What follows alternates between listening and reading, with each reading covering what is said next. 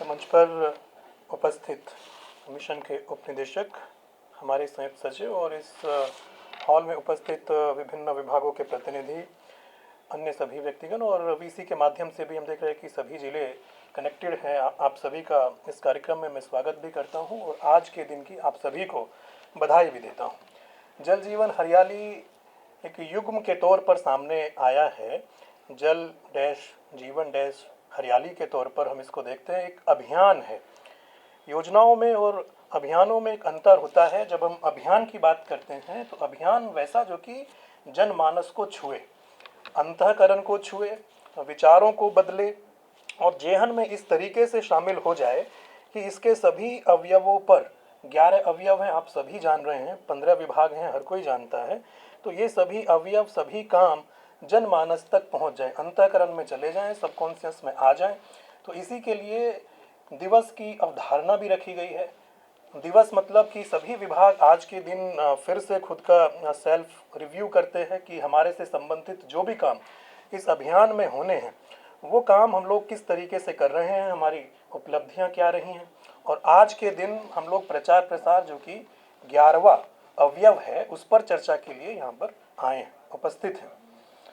सबसे पहले तो इस अभियान के जो अवयव हैं उनकी चर्चा हो जाए। आप सभी लोग जानते हैं, मुझे उम्मीद भी है कि इन सभी अवयवों का क्रम से 1 से लेके 11 तक की सभी लोग जानकारी रखते हैं। आज हमने अपने सूचना भवन में भी, नीचे से आप लोग आए हैं, आपने देखा होगा कि हर अवयव के बारे में सूचना पट पर बातें अंकित की हैं। जैसे कि मिशन के द्वारा बताया गया है, तो अवयववार हम पहले इसकी संरचना देख लेते हैं, उसके बाद फिर हम लोग आगे अपनी बात को रखेंगे। तो आप सभी लोग जान रहे हैं अवयव 1 जो है, कोई बताएगा? सभी लोग बैठे हुए हैं, यदि उसी सीक्वेंस में हम लोग चलें तो सबसे पहला अवयव कौन सा है? सबसे पहला अवयव सार्वजनिक जल संचयन संरचनाओं में जी यदि कोई अतिक्रमण है तो उसको चिन्हित करना है और उसको हटाना है, पहला अवयव। दूसरा अवयव है कि जल संचयन संरचनाओं का जीर्णोद्धार करना है। तीसरा, कुओं का जीर्णोद्धार करना है, चिन्हित करना है, सार्वजनिक जो भी कुएं हैं उनका जीर्णोद्धार करना है। चौथा, चापाकलों पर और बाकी जो हमारे जलदायी स्रोत हैं उनके निकट में सोख्ता का निर्माण करना है। पांचवा, चेक डैम का निर्माण करना है, वैसी जगहों पर जहां पर छोटी छोटी नदियां हैं, नाले हैं, उन पर चेक डैम का निर्माण करना है। छठवा, नए जल स्रोतों का सृजन भी करना है। यदि कहीं पर रिक्वायरमेंट है, जल संग्रहण क्षेत्र भी है, तो वहां पर नए जल स्रोत हम लोग बनाएं और साथ ही जहां पर अधिक जल है उस अधिक जल को वैसी जगहों पर लेके जाएं। आप सभी लोग जानते हैं, जो अभी पिछले साल योजना का उद्घाटन हुआ, गंगा जलापूर्ति योजना, वो इसी अवयव से संबंधित थी, जो कि देश में अपने आप की अभूतपूर्व योजना है जिस पर काम इस राज्य में हुआ है। सातवां, रेन वाटर हार्वेस्टिंग, सरकारी सभी भवनों में रेन वाटर हार्वेस्टिंग संरचनाओं का निर्माण बिल्डिंग डिपार्टमेंट के माध्यम से होता है।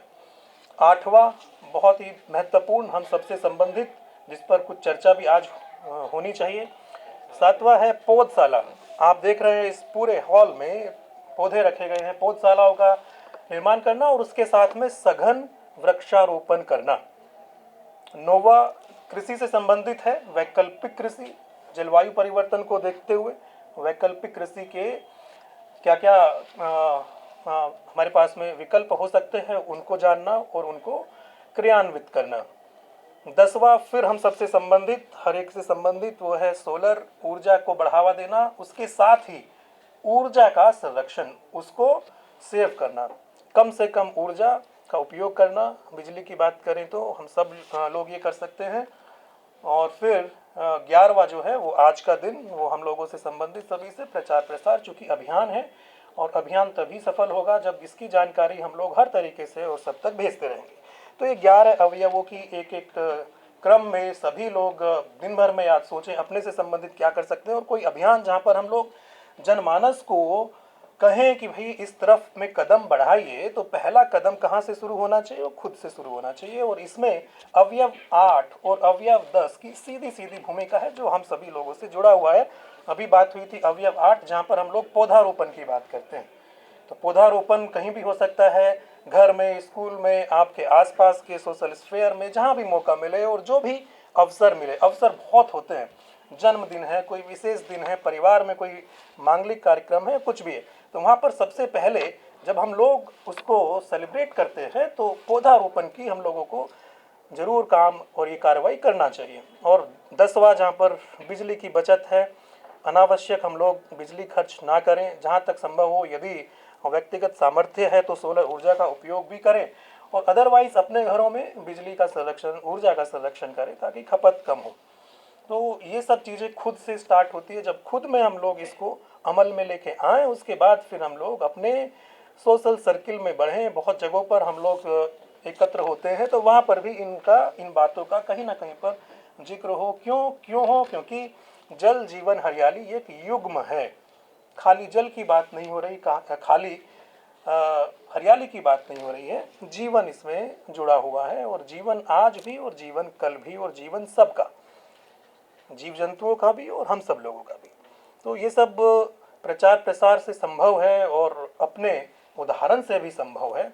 और जैसे कि इस अभियान की रूपरेखा को रखा गया है, तो आप लोग सभी देखेंगे कि जो 11 अवयव हैं, ये 11 अवयव सार्वभौमिक हैं। मतलब हर तरीके से, इस तरीके से इसका सूत्रपात किया गया है कि कोई भी अवयव नहीं छूटा है। और जो हमारे पुरातन और हमारे परंपरागत साधन रहे हैं, जैसे कुआं है, वो भी इसमें शामिल है। और नवीनतम जो हो सकता है, जैसे सोलर लाइट है, जैसे वैकल्पिक कृषि है, वो भी इसमें रखा गया है। तो सार्वभौमिक है, और समय में देखें तो आज से लेके आगे आने वाली पीढ़ियों तक के लिए है।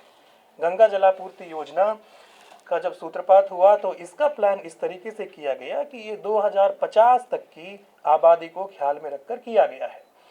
तो सार्वभौमिक भी है, समय के साथ में है, आगे आने वाली पीढ़ी के संदर्भ में है। तो ऐसे अभियान तो नितांत आवश्यक हैं, जो कि अस्तित्व से सीधे सीधे कनेक्टेड रहते हैं। अब प्रचार की यदि बात करें, तो थॉट्स जो हैं उसको एक्शन में कन्वर्ट करना, ये किसी भी प्रचार का टारगेट होना चाहिए, होता भी है।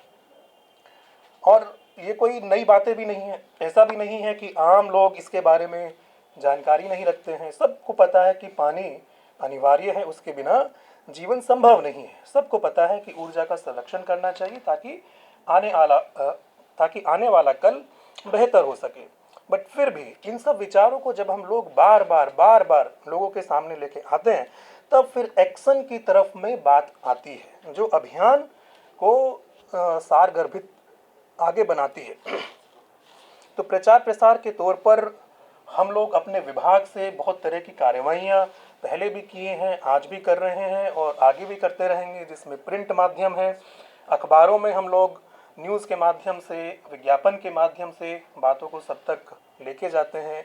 इलेक्ट्रॉनिक माध्यम है, टीवी है, रेडियो है, डिजिटल माध्यम जो आज का काफ़ी सशक्त माध्यम है, उस पर भी हम लोग सभी बातों को, अवयवों को, उपलब्धियों को आगे लेके जाते हैं।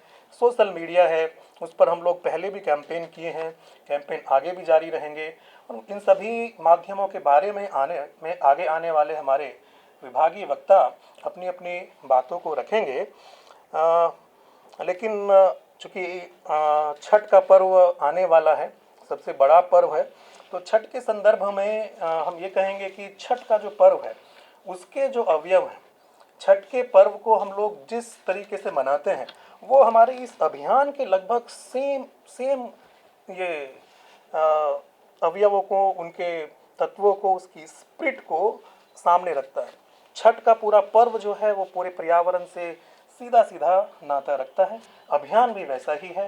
तो कहना ना होगा कि हम अपने राज्य में आम आदमी, हर कोई व्यक्ति इन सभी बातों को आत्मसात करके तो रखे हुए है, और इस छठ के अवसर पर हम लोग इस अभियान को और आगे लेकर जाएंगे। छठ से सीधा इसको हम लोग कनेक्ट करेंगे। सोशल मीडिया कैंपेन भी हम लोग करेंगे। तो छठ के साथ में जब भी बात होगी छठ की, तो हम लोग जल जीवन हरियाली अभियान की बात भी रखेंगे, क्योंकि दोनों का नाता ऑर्गेनिक है। इन्हीं सब बातों के साथ मैं अपनी वाणी को विराम दूंगा। आप सभी लोगों को इस दिन की मैं फिर से बधाई देता हूँ, आपका स्वागत भी करता हूँ। धन्यवाद।